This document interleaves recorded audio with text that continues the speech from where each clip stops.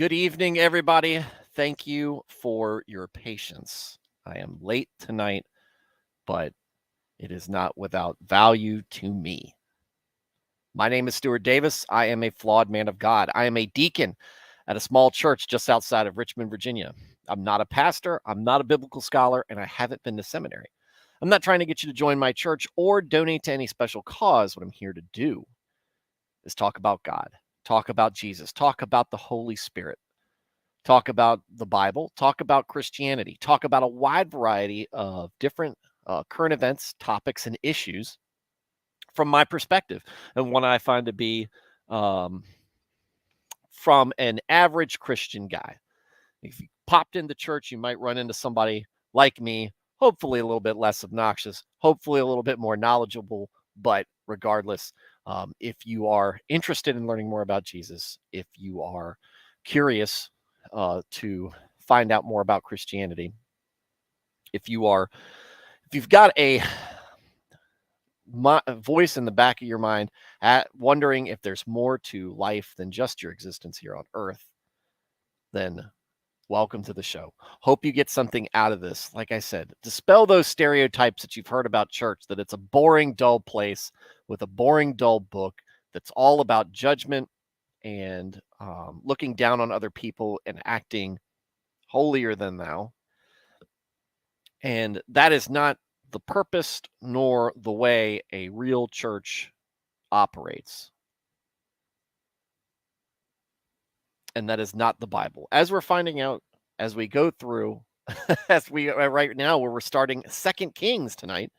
But as we're going through the Bible, you will find that there is much more than just rules and commands. You will find that there's origin, there is narrative, there is structure, discipline, but also grace, forgiveness, redemption. The Bible is an overall book of redemption for humankind because God loves us. And you'll find words of wisdom, you'll find parables, you'll find discussions on the end of the world. It's all in the Bible. There's so much of interest to be in there. And a church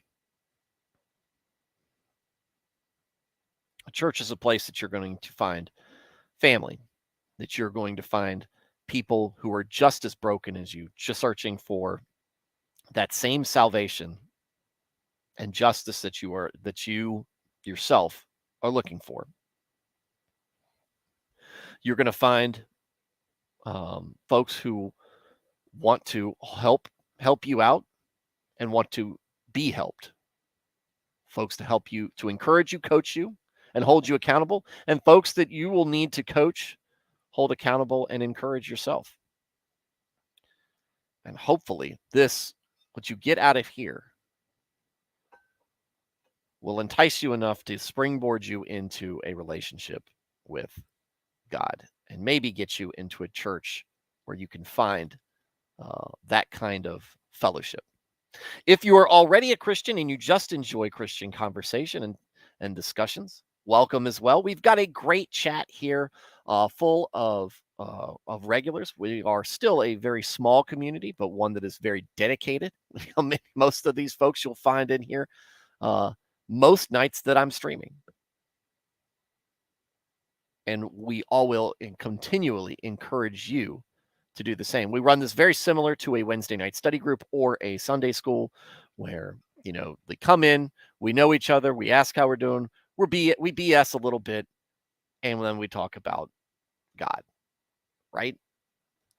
So without further ado, we'll get into the episode proper.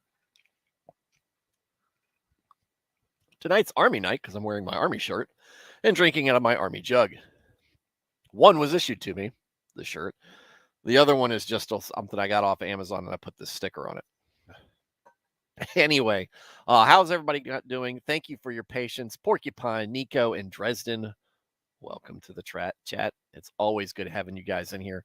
I was having an activity with my son. I did not want to cut it short, so I figured you guys would give me the grace and have the patience to wait.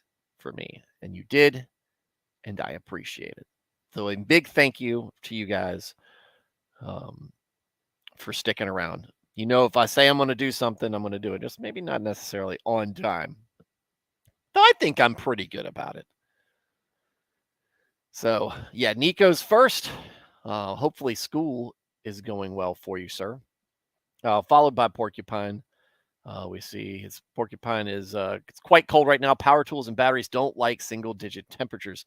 Let me tell you something about tools and single-digit temperatures. If I have to pick up a wrench or a ratchet or any other metal tool with my bare hand and it's cold outside, I hate life. Would much rather it be burning hot than freezing cold. It makes me want to just roll over and die. I hate it's the worst feeling in the world. I have been under a tractor trailer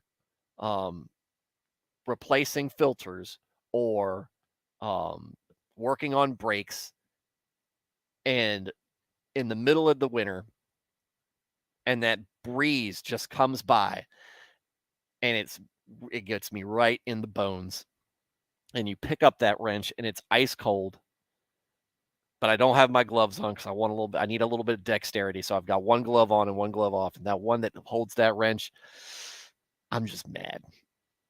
Instant bad mood. Instant don't want to be here. Instant what am I doing with my life?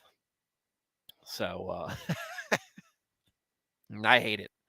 I hate it. I would much rather have a power tool. But yes, the batteries don't like cold weather.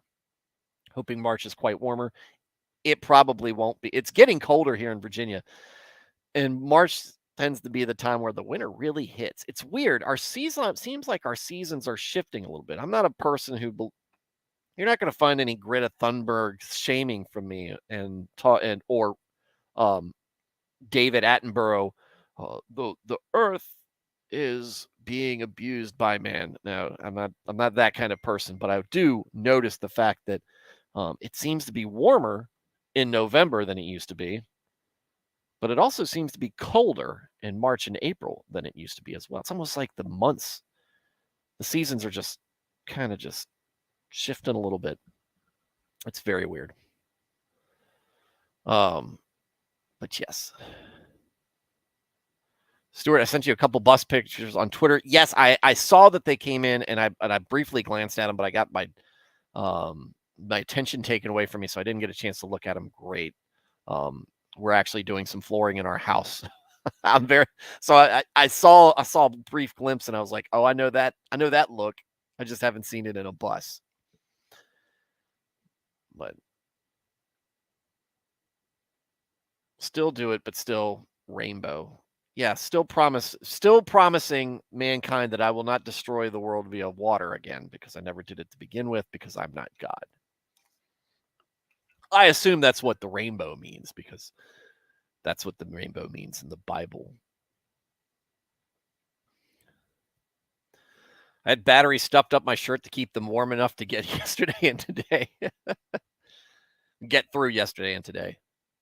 Yeah, look, you keep them on the chargers. I mean, I don't know how much you're working on them. But yeah, I like having a fresh set of batteries when I start a project. I like having a fresh set of batteries. And I'm assuming it being Wisconsin that it's cold. It is very cold up there. Are y'all getting snow? We haven't had any snow. I like the snow. A lot of people around me do not, and I get a lot of really not so nice looks when I talk about it, but I'm like, man, I really hope it snows. I hope it snows 12 inches. I hope it snows 16 inches. 2 feet of snow all day long. I like that. I don't like the cold weather. Don't like out there working for it, but you put me up in a snowsuit and let me throw the kids around in it. I'm fine. It's too cold to snow currently. Is that even a thing? Is that even a thing? No, it's I like driving in the snow. I like playing in the snow.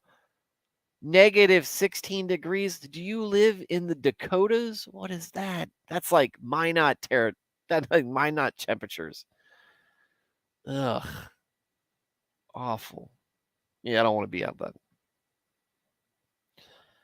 I don't want to be like that. Wife's sending me pictures of the cat. Negative 16 degrees on Friday. We're not going to be that cold, but we will be pretty cold. But we still won't have any. We still won't have any snow. Central Wisconsin. Yeah, I know you're in Wisconsin. Man, I need to get me some cheese curds. Oh, they're so good. So good. The fast continues. No problems tonight. Well, my mom asked me about the cookies that she made with my daughter, and I was like, I can't eat them. She goes, "Did you eat the cookies?" I said, "No, I've got it. I'm doing the thing, right? I'm doing the thing."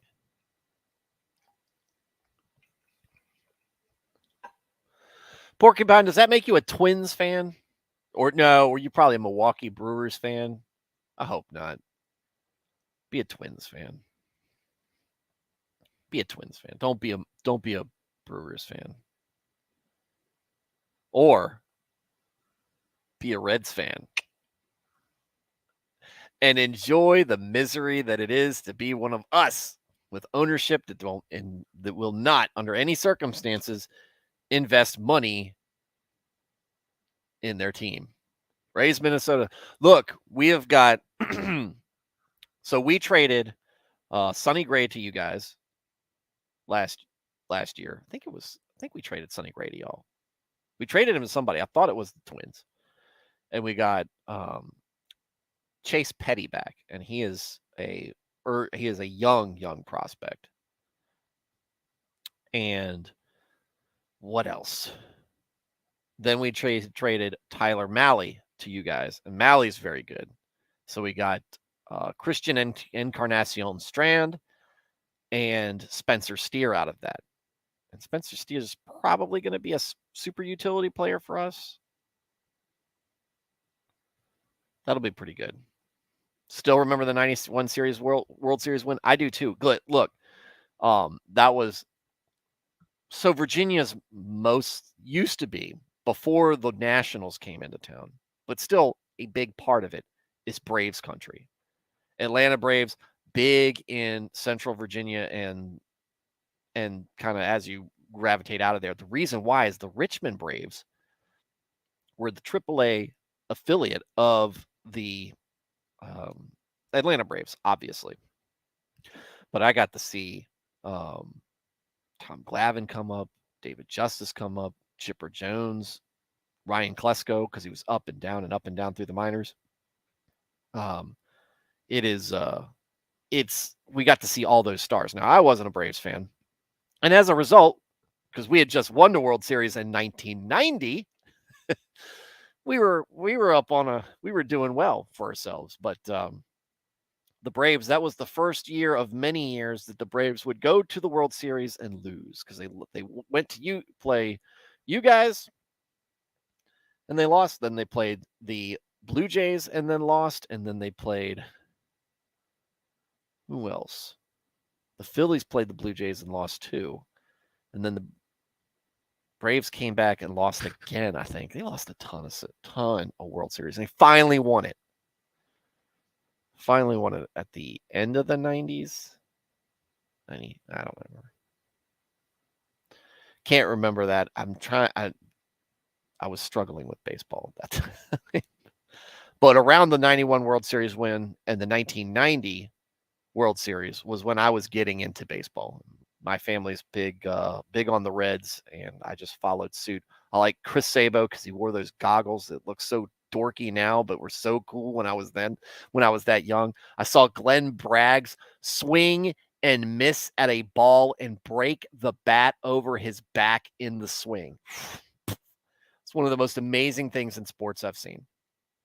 It's one of the earliest sports memories I have. Texan Italians in the chat. Hey, y'all. So I'm excited. The Reds just signed a outfielder or plays everywhere. His name's Chad Pinder. He is from Virginia. He is from my wife's hometown, and he has been playing in Oakland. And so the town of Poquoson is very small. It's one of those. It's kind of like where I'm at. Everybody kind of knows everybody. In Poquoson, everybody's pretty much related to everybody. But So it's a big deal. They've had a couple of baseball players come out with him and Kyle Crockett, who also played for one season with the Reds, oddly enough. But Pinder did not have a very good season last year, and the A's don't like paying people, so he was a free agent. Not a lot of people were showing much. There was a little bit of interest, but not a whole lot. The Reds, being a bad team with not a whole lot of people on their roster, picked him up. So hopefully he's got a non-roster invite to spring training. He will make the team, and we will get to watch him. And my father-in-law is very excited about that. He roots for the Orioles.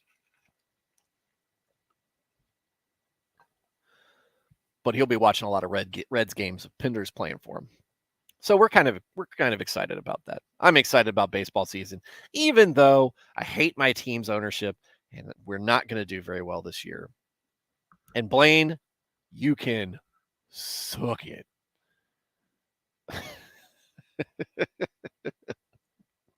All right, guys. So, oddly enough, I didn't even catch it. We finished First Kings last night. It kind of just flows right into Second Kings.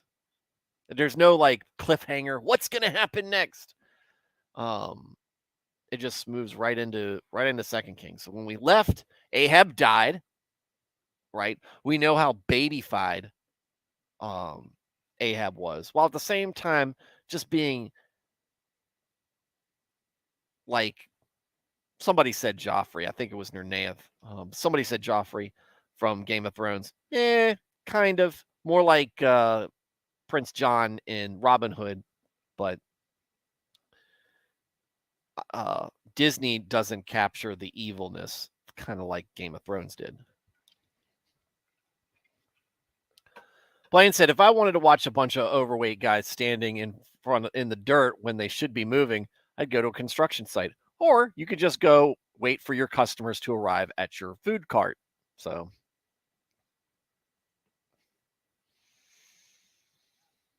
I bet you the food's just as expensive too. Are you even serving booze? Because I can get booze at a ballpark. I get fried pickles at a ballpark too. You got fried pickles?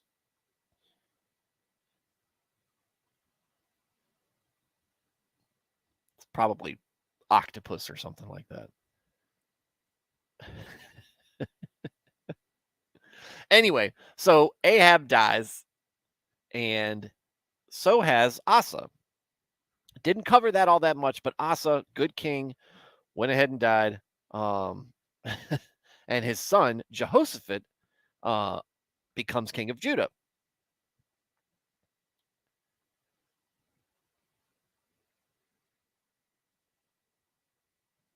And Ahaziah becomes the king of Israel.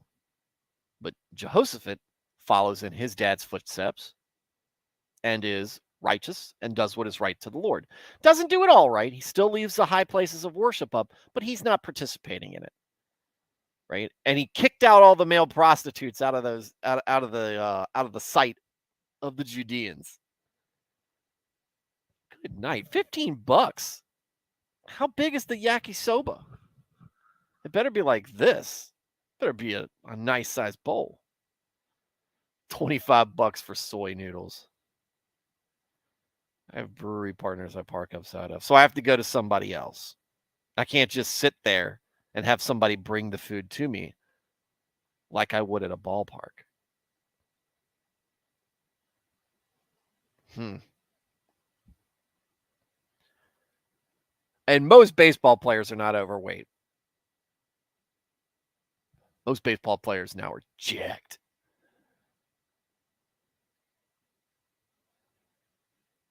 Yeah, it better be Chinese express size Asian portions. Dude, the Thai place where I live, dude, they pile it on. I don't have seats, you bimbo. Also, what ballpark brings you food? Like, literally every single one. Have you even ever been to a place that has the sports? Like, I'm at a AA baseball team, the Flying Squirrels. This is how amateur hour it is in the city of Richmond. And even I can get a bag of peanuts or something, or popcorn or cotton candy. See why I serve in the Pacific Northwest. Imagine unironically being in the Pacific Northwest and calling literally anything a backwater.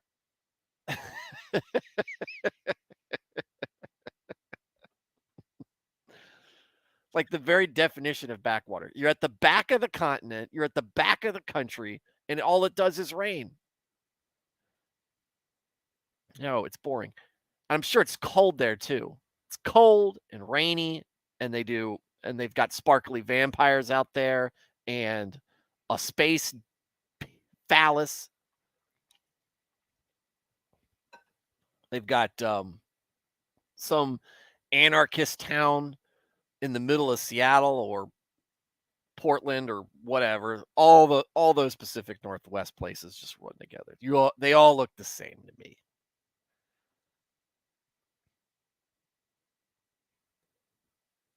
It's called crisp, not cold. Yeah, crisp is not when it's damp, right? How would somebody describe the Pacific Northwest?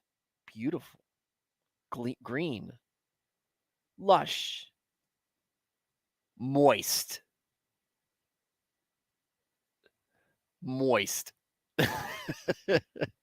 Twilight. Dude, if you're going to go to Pacific Northwest, just be a man and go all the way up to Alaska.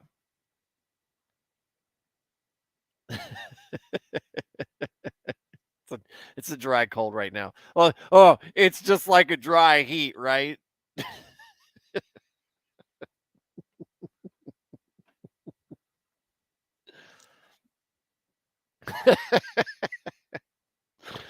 Oh man. All right. We're 22 minutes in. I got to get back into this. Anyway, so Ahaziah, king of Israel,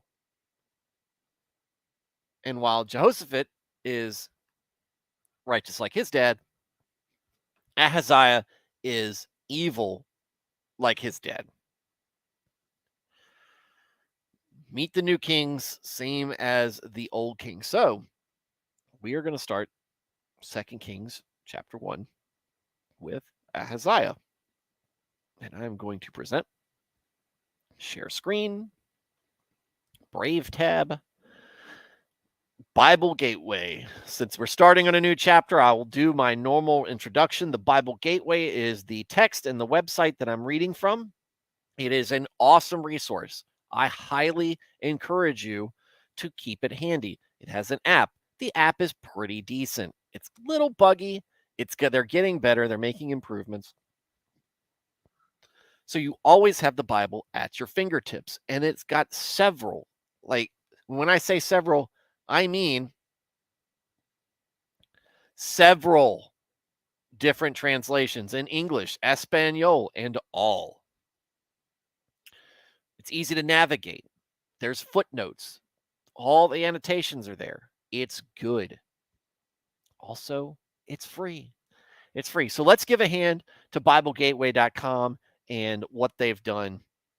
I even think it'll read it to you. Like, I even think there's an audio feature on here, but I'm not going to do that because then it'll get weird. I won't know how to turn it off, and I'll look like the total boomer that I am by trying to get that thing to shut off. So anyway, so we're in 2 Kings.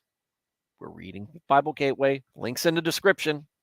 Always I try to put the link for the current book of the Bible we're in the description.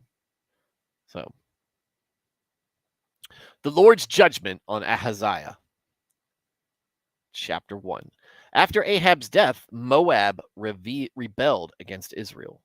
Now Ahaziah had fallen through the lattice of his upper room in Samaria and injured himself. Ha! Ha! Ha! You idiot! So he sent messengers saying to them, "Go and consult Beelzebub, the god of Ekron, to see if I will recover from this injury." Hashtag not sponsored by Bible Gateway. I'm not. Would be cool. Would be cool to be sponsored. Go and consult Baal-zebub, the god of Ekron, to see if I will recover from this injury. Well, already know right off the bat, he's not our guy, right? He's Satan's guy. But the angel of the Lord said to Elijah the Tishbite, Go up and meet the messengers of the king of Samaria and ask them, Is it because there is no God in Israel that you are going off to consult Baal-zebub, the god of Ekron? Therefore, this is what the Lord says. You will not leave the bed you are lying on. You will certainly die. So Elijah went, skipping off, because he's outlived Ahab, so he's already happy about that. And he's getting ready to put the new king, who is at least somewhat as evil, comparably evil to his father, in his place. When the messengers returned to the king, he asked them, Why have you come back? A man came to meet us, they replied. He said to us, Go back to the king who sent you and tell him this is what the Lord says. Is it because there is no God in Israel that you are sending messengers to consult Baal-zebub, the god of Ekron?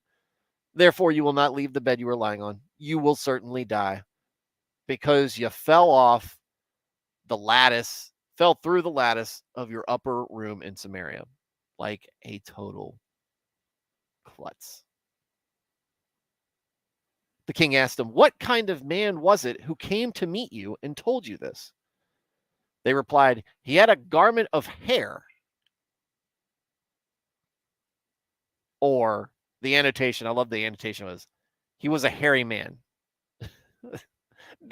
Look, this is the basically they said, what did this guy look like? He had a back hair sweater.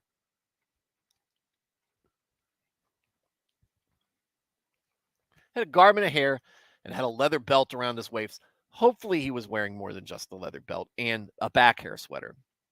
The king said, That was Elijah the Tishbite. Then he sent to Elijah a captain with his company of 50 men. The captain went up to Elijah, who was sitting on top of a hill, and said to him, Man of God, not me. I am nowhere near as righteous or as awesome as Elijah. Would be cool if I was, though. Man of God, the king says. I'm sorry. Said, Man of God, the king says, Come down. Elijah answered the captain, If I am a man of God, may fire come down from heaven and consume you and your 50 men.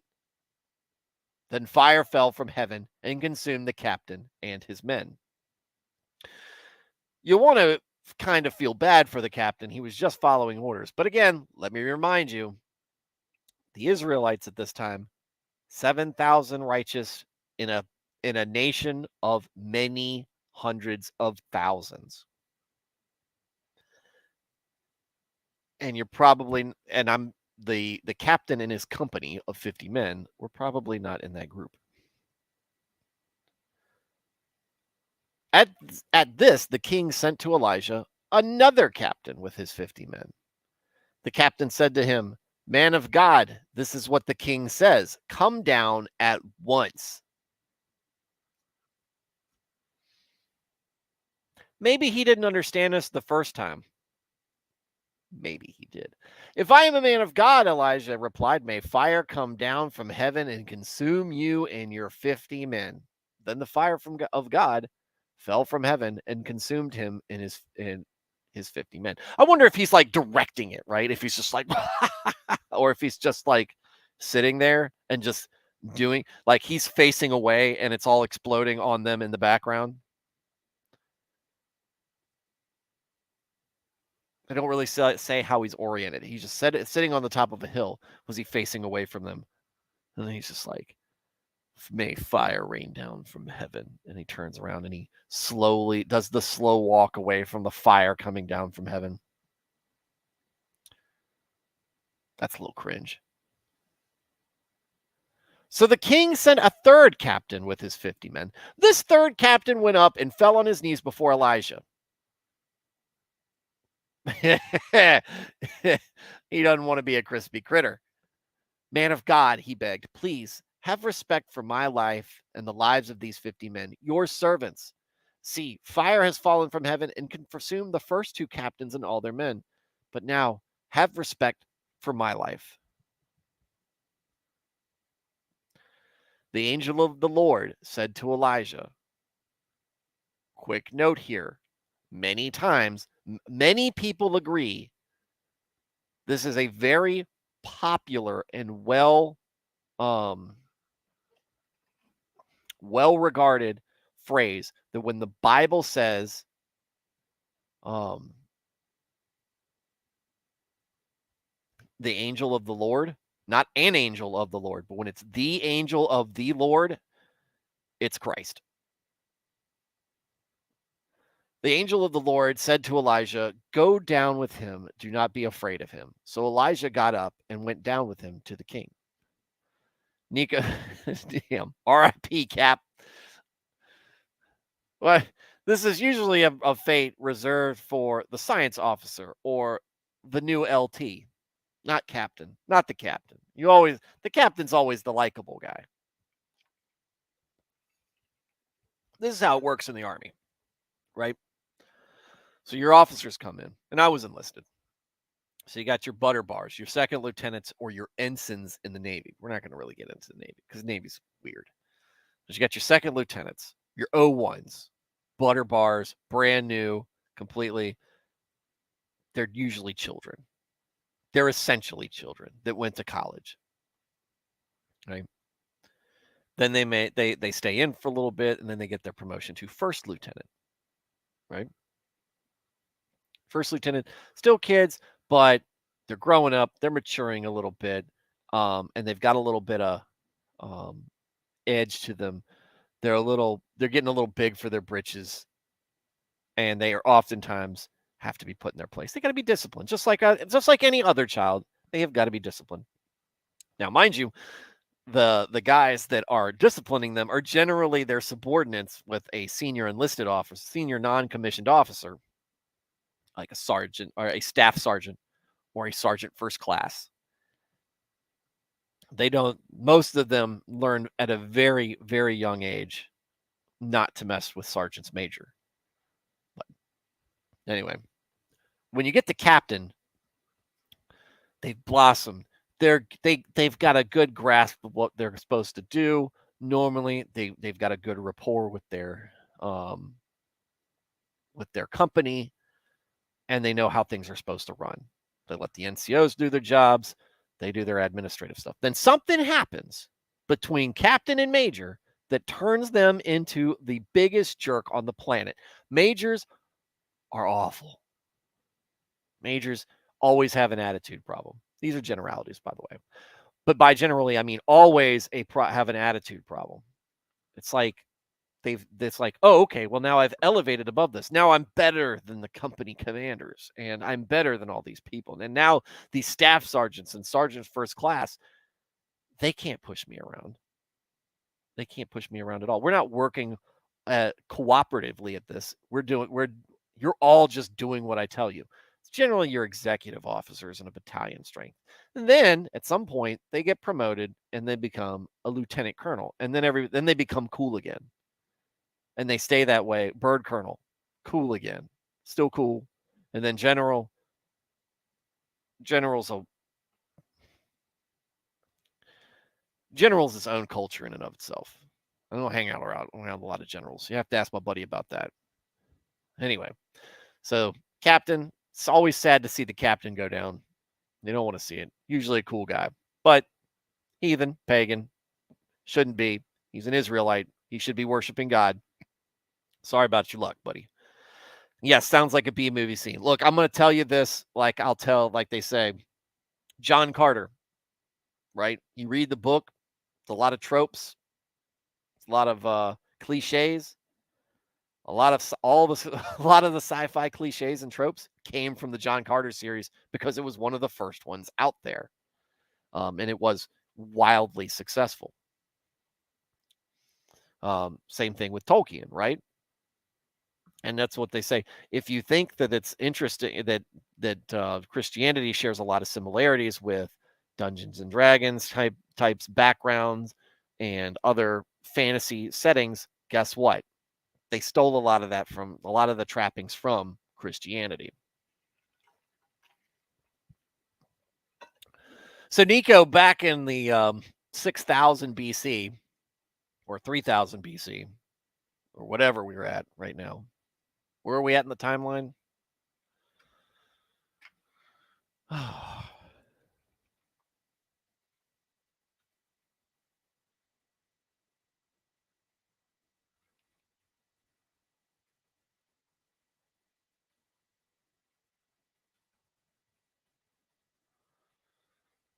see.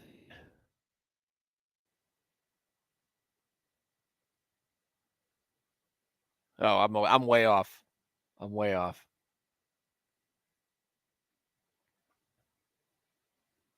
They're talking like 852 BC.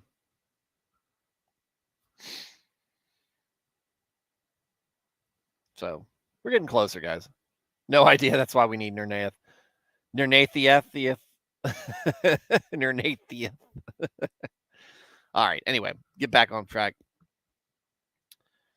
The angel of the Lord said to Elijah, "Go down with him. Do not be afraid of him." So Elijah got up and went down with him to the king. What do we see? Obedience.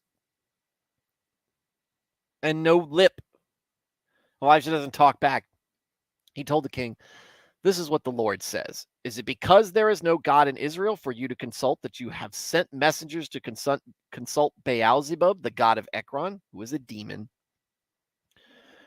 Because you have done this, you will never leave the bed you are lying on. You will certainly die.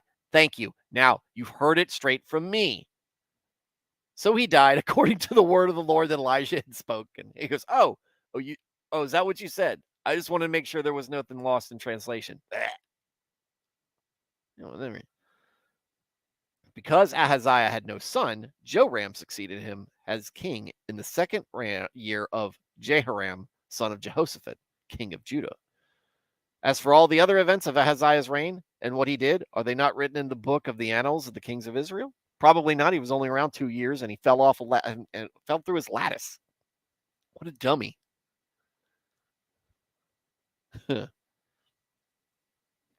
Now, chapter 2. Elijah taken up to heaven. Oh, man. When the Lord was about to take Elijah up to heaven in a whirlwind, Elijah and Elisha were on their way from Gilgal. Elijah said to Elisha, "Stay here. The Lord has sent me to Bethel." So apparently there's some foreknowledge here, right? Because we immediately get into it. Like, oh, wait, what? He's getting ready to take Elijah up? Why? But Elisha says, "As surely as the Lord lives and you live, I will not leave you." So they went down to Bethel. Elisha says, "No, I'm not leaving you, buddy. You're my master. I was called to serve you. You have anointed me your successor, and I'm going to stick by you till the end." Elisha's cool. Elijah's hilarious. Elijah's got no chill either.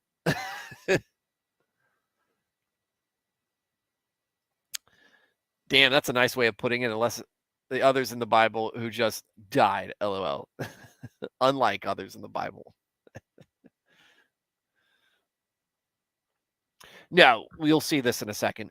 Elijah's fate is very unique. The company of the prophets at Bethel came out to Elisha, and asked, "Do you know that the Lord is going to take your master from you today?" "Yes, I know," Elisha said. "So be quiet." So, yeah, I know. Stop reminding me. Then Elijah said to him, "Stay here, Elisha. The Lord has sent me to Jericho." And he replied, "As surely as the Lord lives and you live, I will not leave you." So they went to Jericho.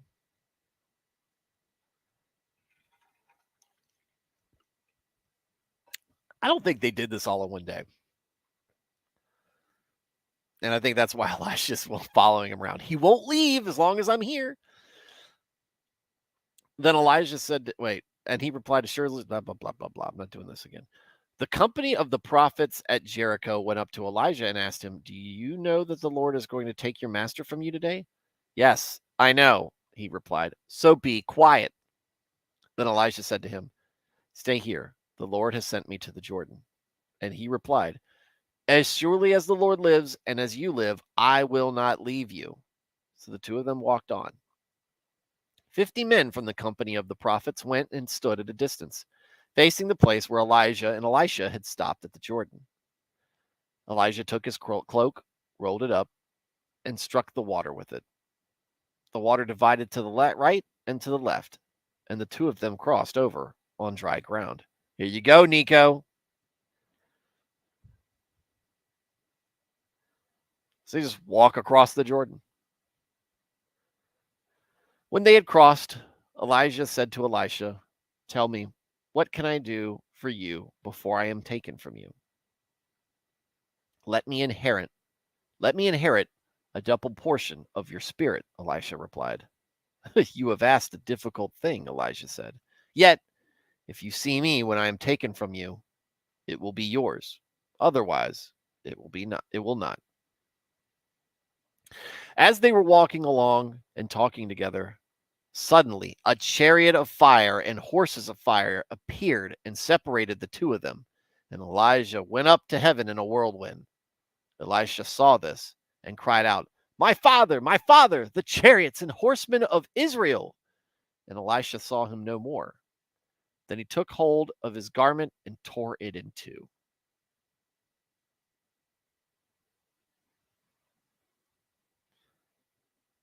Elijah doesn't die, at least not described here. He basically ascends. That does not happen often.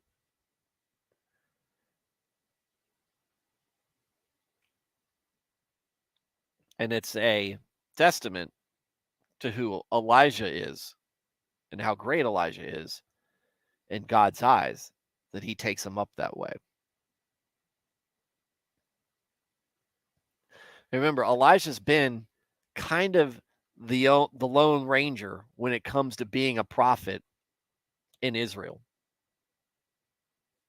Jezebel's been killing prophets left and right.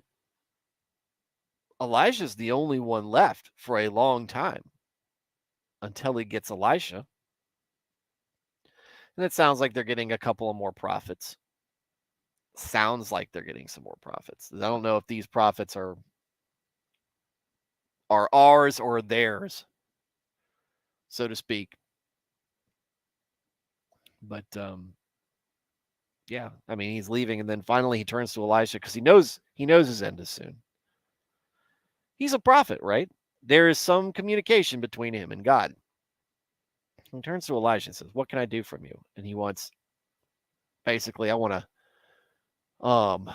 double portion of your spirit.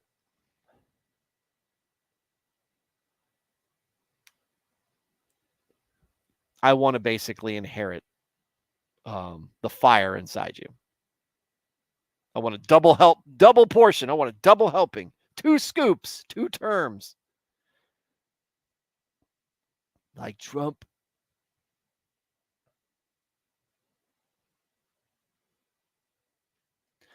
Elisha, Nika, yes, this is also the weird thing of controversy that I can't remember, like passing on something in Christianity or something. I can't remember the name of it, but yeah, it's a very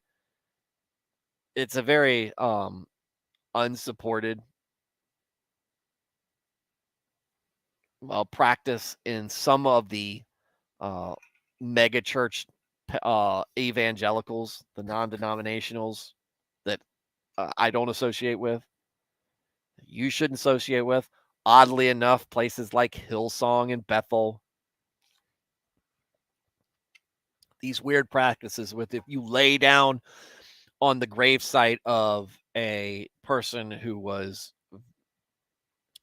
gifted, who had a spiritual gift, who was mighty, that you could basically absorb their spirit or their gifts or stuff like that. I don't know. It's weird. I don't do it. I don't believe that that's a thing. This is something. What we see here is a prophet of the Lord, a man documented in the Bible as being very, very righteous, favored in the eyes of the Lord, and then having great power and doing great deeds. Seems kind of cringe. Yeah, it is. It's very cringe, Neo. Welcome, by the way.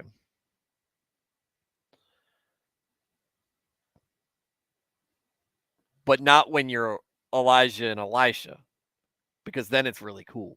Because Elijah just literally just I slapped that water and it just now Moses would say, I didn't even have to touch it. I just raised my staff. And then Elisha would say, yeah, but I didn't have to hold my hands up. I just had to slap it.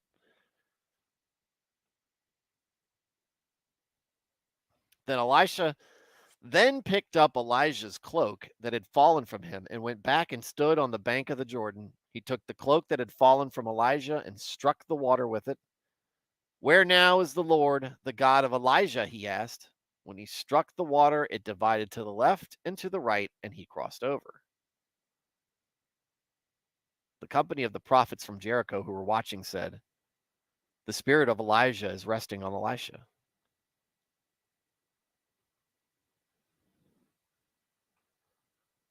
And they went to meet him and bowed to the ground before him. Look, they said, we, your servants, had 50 able men. Let them go and look for your master. Perhaps the Spirit of the Lord has picked him up and set him down on some mountain in some valley. No, Elijah said, do not send them. Elijah's like, what?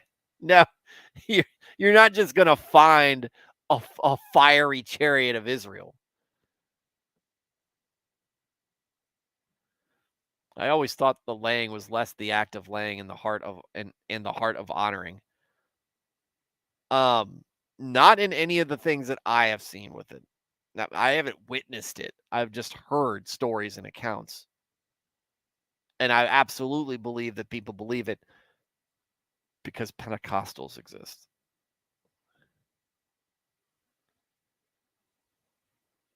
And all the babbling.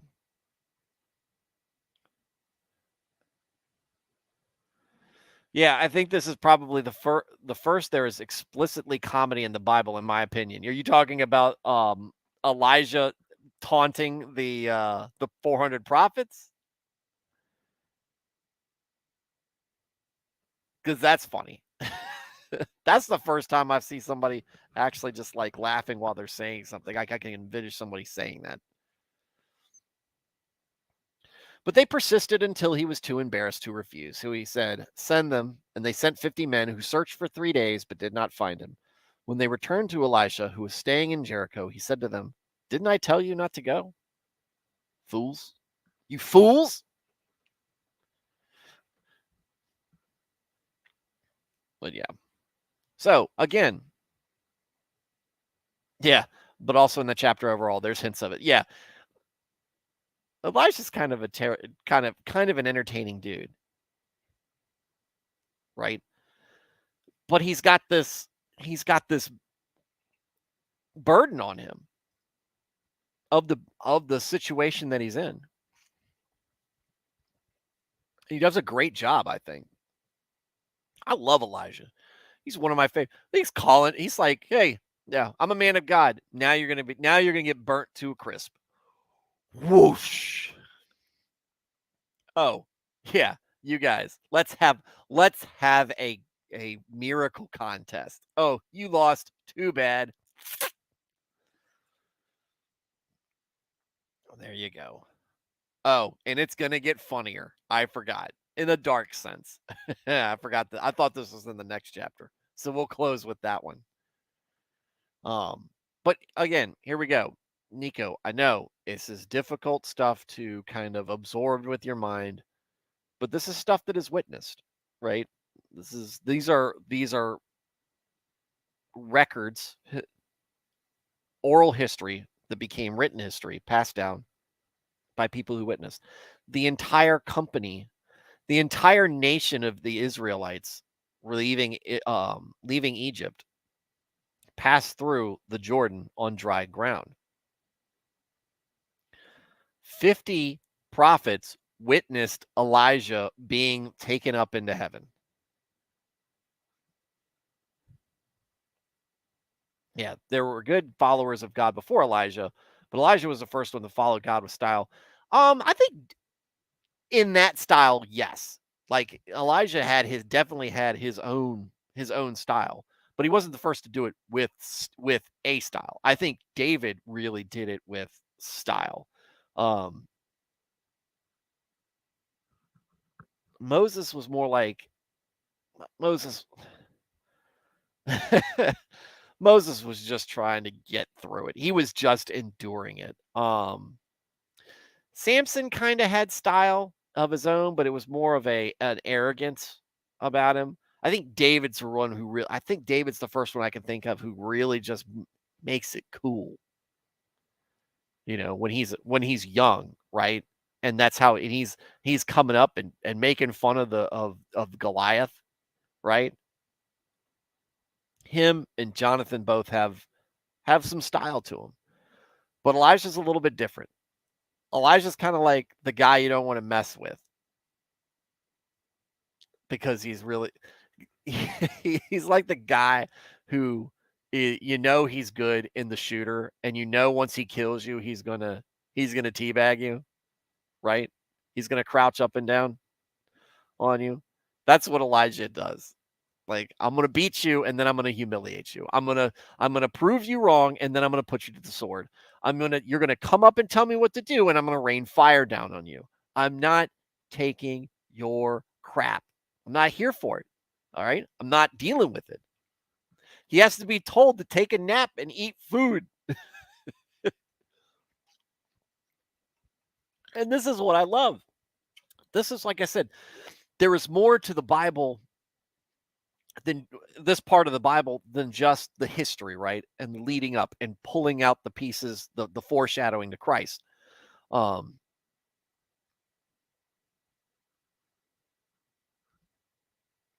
These guys are so relatable. Saul's relatable. We don't like it that we can relate to Saul because we know we can mess up like Saul can. David, we know somebody like David who's really just he's just like the guy that you just like, man, I want to be just like him, right? He's got his act together. People naturally congregate around him. He's a natural leader. He's got charisma, and not only that, he doesn't just have charisma, but he's also got a pretty secure moral compass. So he's somebody you want to follow, and you're not worried about it as you're going along with him. And that's the thing. And we know kids who mess up and when their parents are great, and we know that we live in a culture that has fallen so far from having some sense of morality that we don't know which way is up or down or how many genders there are. It's relatable. We sin. We live in a world of sin. Israel is a nation of sin, and Judah's not far behind. It's relatable.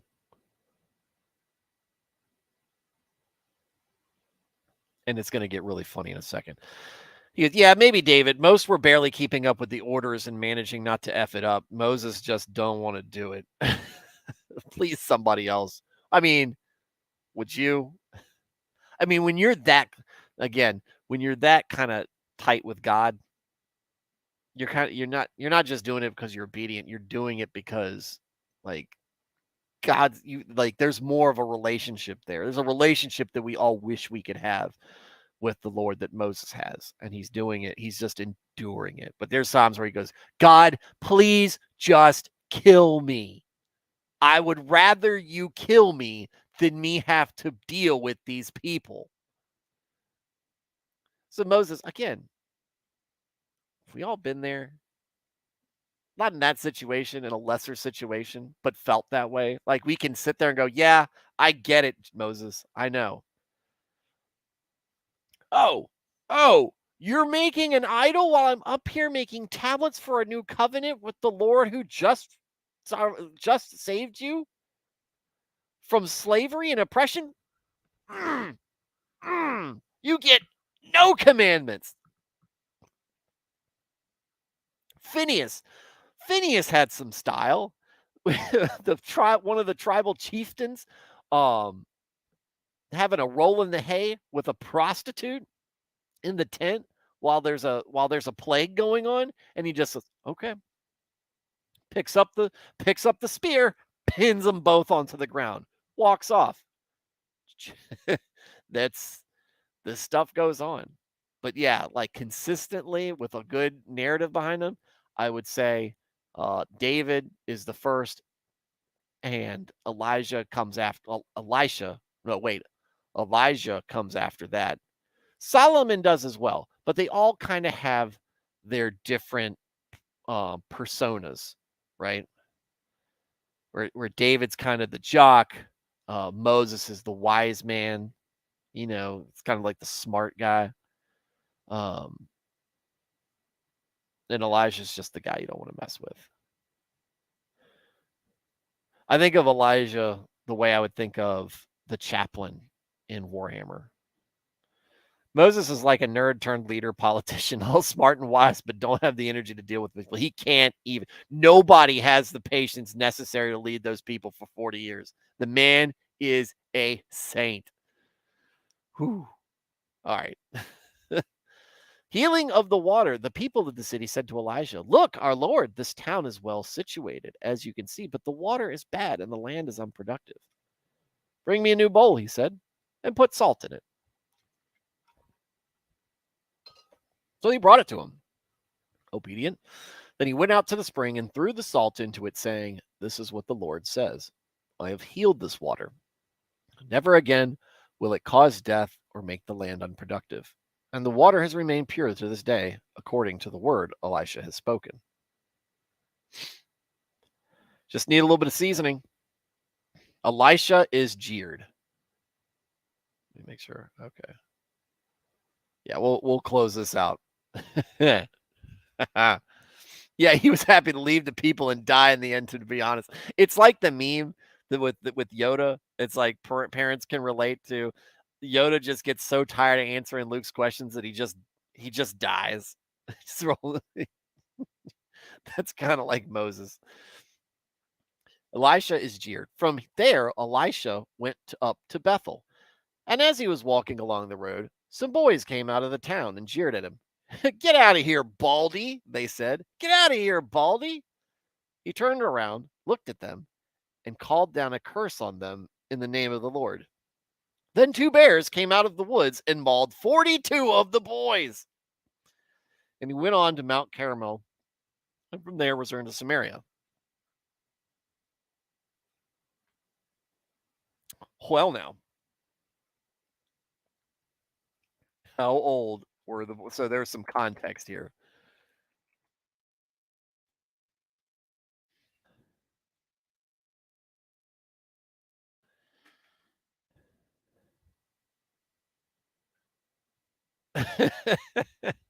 But got questions, which I have been told, which I've used in the past, and I've been told is a good resource. Is a pretty dependable resource. There are a few key issues we must understand in regards to this account of the youths, the 42 youths cursing Elisha. The text reads, "From there, Elijah went up to Bethel, and as he was walking along the road, some youths came out of the town and jeered at him. 'Go on up, you bald head,' they said. He turned around, looked at them, and called down a curse on them in the name of the Lord. Then 2 bears came out of the woods and mauled 42 of the youths." It seems unbelievable that God would cause 2 bears to maul a group of children for making fun of a man for being bald.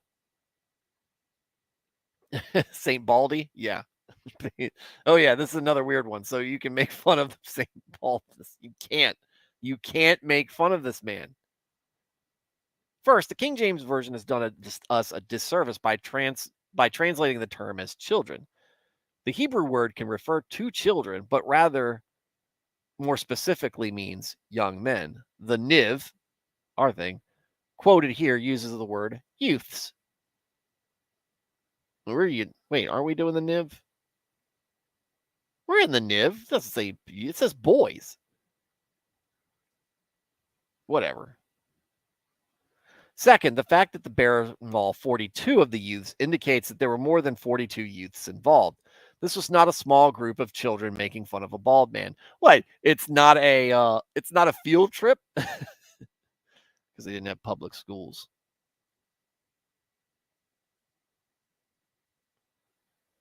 This was not a small group of children making fun of a bald man. Rather, it was a large demonstration of young men who assembled for the purpose of mocking a prophet of God. Third, The mocking of "Go on up, you bald head," is more than making fun of baldness. The baldness of Elisha referred to here may be 1. Natural loss of hair, 2. A shaved head denoting his separation to the prophetic office, or more likely 3. An epithet of scorn and contempt. Elisha not being literally bald, the phrase "go up" likely was a reference to Elijah, Elisha's mentor, being taken up to heaven earlier in 2 Kings chapter 2, 11 through 12. These youths were sarcastically taunting and insulting the Lord's prophet by telling him to repeat Elijah's translation, meaning his ascendance. So there you go.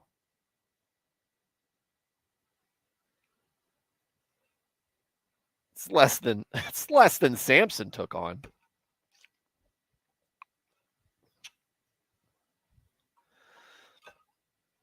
Nico, but does it still mean you get punished if you make fun of the man of God? Does that apply to the Pope as well? I don't like where this is going, conflicting with free speech. This is really a conversation I'd love to have with Nick to get his perspective on it, but heaven's not a democracy. It's a monarchy. It's a benevolent monarchy. And again, we have to remember, this is why it's important to read through the Bible from cover to cover. If we just pull up 2 Kings and we talk about hey, let's hear about this funny story. Oh, well, why does God allow a guy to curse a bunch of kids so that a ball mare kills a bunch of them? Context here. 1, it's not kids, it's youths. 2, like they said, what are 42 kids doing, or 42 or more, let's say 50 or more, doing out in the wilderness together, just coming across this man?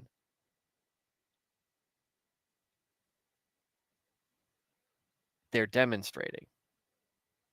They came out there to meet him, to make fun of him, and not just because, not talk about just make fun of him for how he looks, but make fun of him for what he does. And this is a man who is carrying on the banner of Elijah in Israel, where we have already established, not but so many chapters ago, is in the throes of some serious sinful behavior. So you're not going to just get away with insulting this guy, because he's representing the faith and the covenant with God. He's not I'm not saying he's the Ark of the Covenant, but in a practical sense, like he represents God. And these people are coming out to mock him. So they're no different from the prophets of Baal. They're no different from the captains going up to grab Elijah.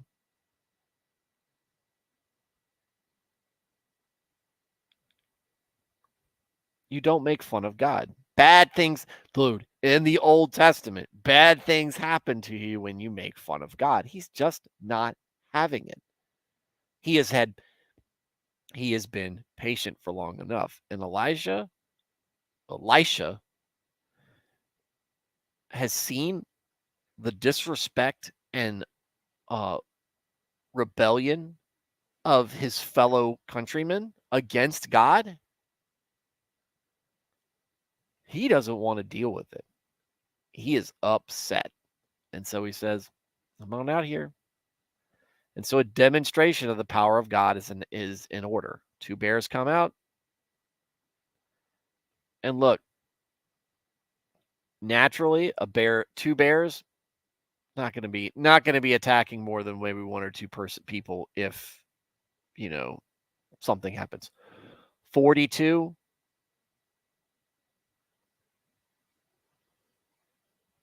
there's something else at play. But with that said, look at all this hair I got. Can't make fun of me for being bald right now. Oh, yeah. Look at that. Look at all that hair. Oh, yeah. Look at that. So you can't mock me for that.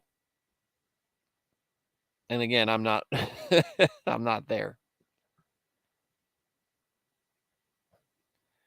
Except all that, it's basically an organized mocking by a group of young activists, making fun of a man of God's head and they deserve to die. I don't see any direct attack to God. They're attacking him for what he represents. Most of these people are worshiping Baal, right? Or Beelzebub, or what's the other guy that they were talking about earlier? Ekron, or the god of Beelzebub, or Asherah, or whatever. Timbuktu. Never mind. Who the crap cares? What god that they're worshiping? They're not worshiping God. What they're doing though is they're trying to discourage, mock, turn back, insult a man who represents God. The attack, I mean, any direct attack to God would obviously be futile. But you're not just going to get away with you're not just going to get away with trying to dissuade and discourage and ostracize a man who you are sending on a mission and who represents you.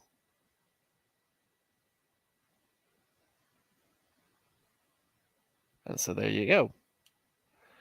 That do be what happens when you look, you play stupid games, you win stupid prizes. The more you mess around, the more you're going to find out. There's a lot of messing around here, right? A lot of finding out. Now, talking about the Pope, that you mentioned earlier, because I forgot you had done that.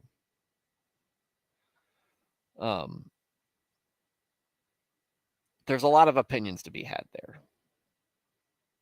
How much does this particular Pope or the Pope before him or the Pope before him actually represent God? That's a question I'll leave to the Catholics to answer on their part. Personally, I don't think there's a lot of them talking on behalf of themselves. There's some political posturing. There's diplomacy at work. There's the thing, right? I don't think the Pope is. I don't think I could say the Pope is in anywhere near the same league as Elijah or Elisha.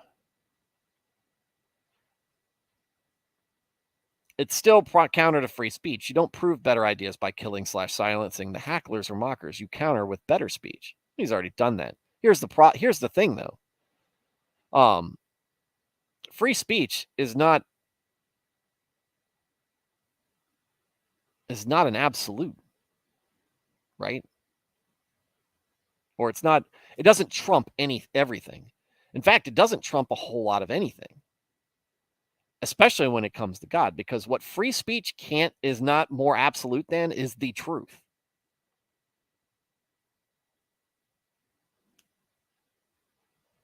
And you can check an unruly child by talking to them. But guess what? Sometimes the unruly child doesn't care what you have to say, right? Sometimes it's pow-pow time.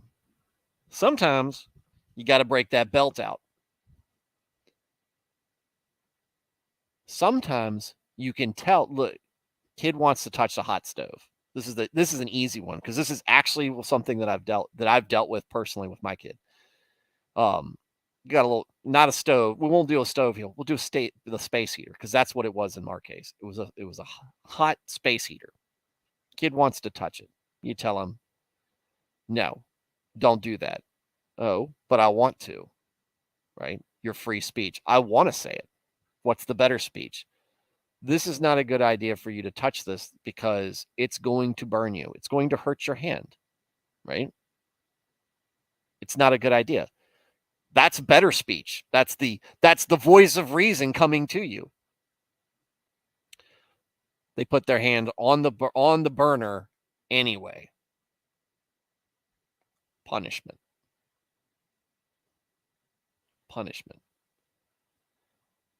You can free speech your way all in 100 miles an hour into a brick wall.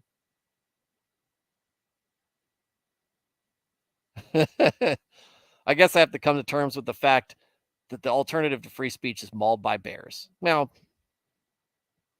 how about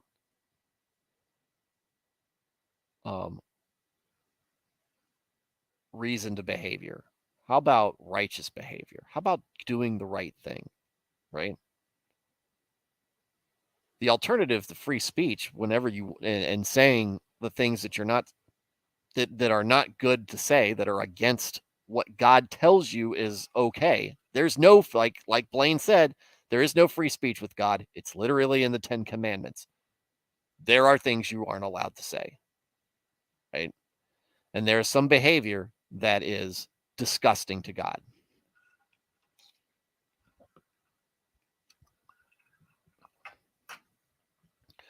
He doesn't play by our rules. He doesn't play by our rules. Look, this is the saying is usually in mocking, but I'm not mocking this. It's his world. We just live in it. That's legitimately the case with God.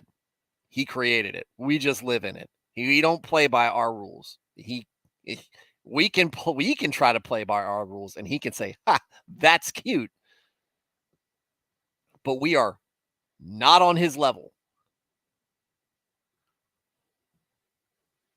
Not on his level. Now, you have so you can say you have the freedom of speech. But again, then we're going to get the thing that Nick hates. That's not freedom. You have the choice. You can say what you want. You can choose not to believe. But eventually, there is a reckoning that comes place. It's either going to be sooner or later. Now, for these youths, the 42 youths, that reckoning came a lot sooner than they thought. But hell is worse than getting mauled by 2 bears with your buddies for doing something stupid. God doesn't counter with free speech. He doesn't say, this is Blaine. God doesn't counter with speech. He says, don't say these things. And if you say and believe those things, you go to hell. God doesn't always better speech you to heaven. But yeah. And then that's what you go. There are real life lessons to that.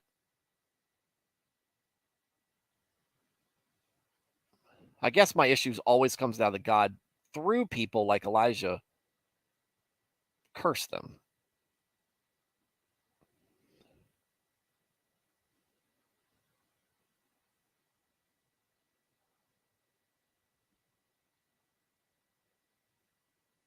Well, with great power comes with great responsibility. Sometimes comes great power.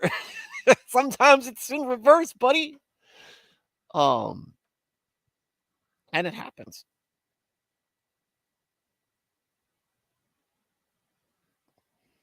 You're not gonna, like I said, Elisha doesn't have any chill. He's not here to put up with the foolishness. Uno reverse. Yeah. Oh yeah. You call me bald? Well, you're not going to have any skin left. Oh, well. Like I said, I knew this one was going to cause a little bit of pause for people. But I think, again, Got Questions is a great place to take some of these things.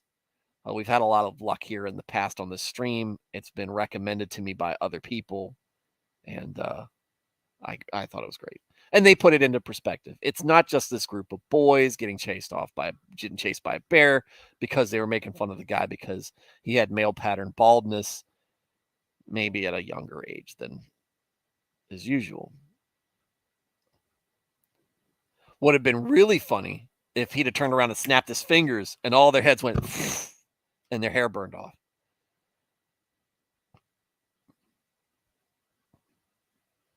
Blaine's escape corner. After we get to the New Testament, we reach the part where we don't want to use the speech that God tells us not to. Anyway, it's pretty limited. Yeah, I try to liken this as much, at least the way I've seen it, is we're still growing as a people. We're very much babies in the beginning, and Adam and Eve and all that stuff. No free speech under God, huh? I mean, yeah, not absolute free speech.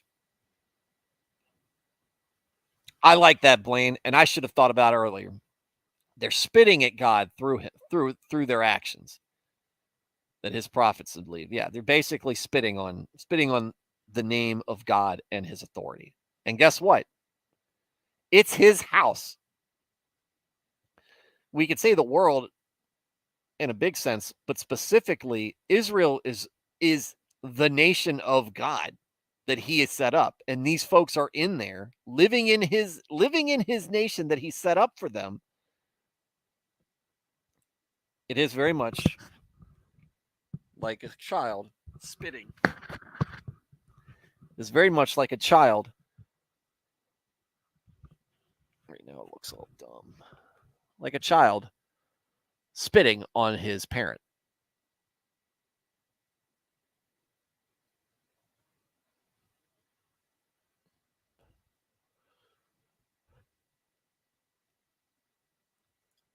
But yeah, I want to get into. This is like part of the discussion where I want to get on with Nick, where I talked about his small L libertarian values and how that matches up with his Christianity. I'd love to get some insights in that from him and how much he believes in. Maybe I think it very much may be that he is a person who believes that in a society there are freedoms that are afforded us, but in the faith there are not. And he makes the distinction. He may be a very much a person who splits church and state, which I have a little bit of disagreement with him on that, but it's not like I said, it's not one that I find too terribly problematic. He comes by it honestly. And with that said, all right, guys, I'll let y'all to mull that last part over, and we will continue with Second Kings, which is Second Kings is going to be a little bit longer than First Kings.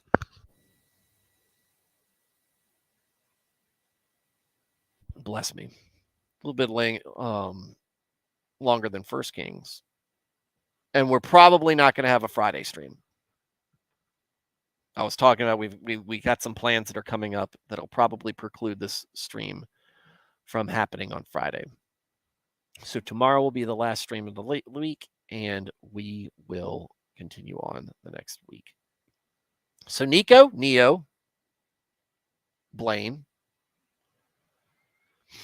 I think Porcupine left us at some point, or he's working. Either way, good man. Texan Italian, Porcupine, Dresden, my peeps, my fellows, my nightly viewers and chatters, to all the listeners out there, to everybody catching this on the replays. Thank you. There you are, Porcupine. Thank you for giving me your attention. Please like the stream if you enjoyed it. Please subscribe to the channel if you have not already and you enjoy it. Hit the notification bell so that you get notified when I'm streaming so you can enjoy it. And then share it with anybody that you think would be interested so they possibly can enjoy it. So like, subscribe, and share. Right? And all of you, I appreciate it. I appreciate your attention. So I want you all to have a very good night and God bless.